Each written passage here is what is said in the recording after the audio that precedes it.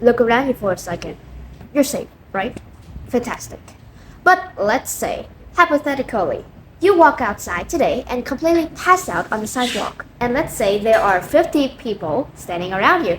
You think, great, 50 people, I have a 100% chance of survival. But statistically, you'd actually be safer if there was just one guy named Gary walking his dog.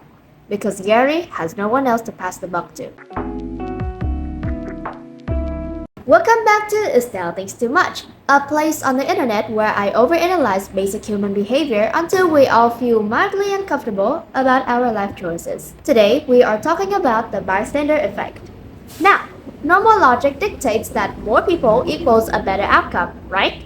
If your car breaks down, 10 people pushing is better than one.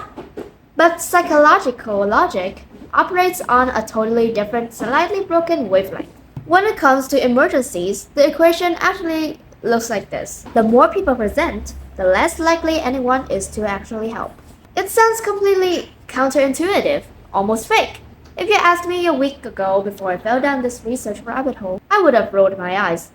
But it's very real, ridiculously common, and predictable enough that psychologists gave it its own official name. To understand how psychologists actually figured this out, we have to talk about a case that changed social psychology forever. Let's go back to Queens, New York in 1964.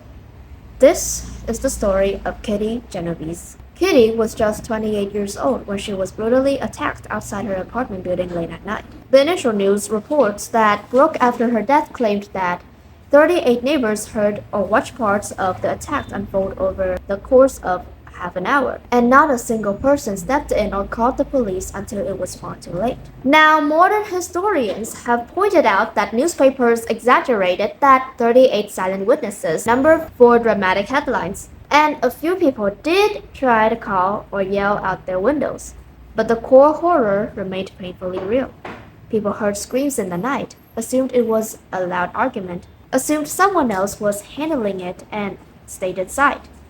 A young woman lost her life in the dark while an entire neighborhood stood by. That exact case deeply disturbed two psychologists, John Darley and Bibb Litani. So, they conducted the smoke-filled room experiment, 1968. They invited college students into a room under the guise of filling out a survey.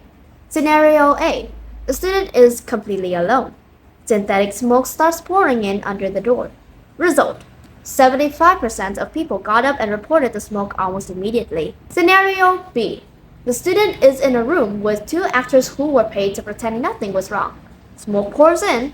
The actors glance at it, shrug, and go right back to their papers. The results were horrifying. Only 10% of participants reported the smoke. 10%! The other 90% literally sat there coughing, waving smoke out of their faces, inhaling fumes, ready to perish in a laboratory fire just to avoid an awkward interaction. If that isn't horrifying, I don't know what is.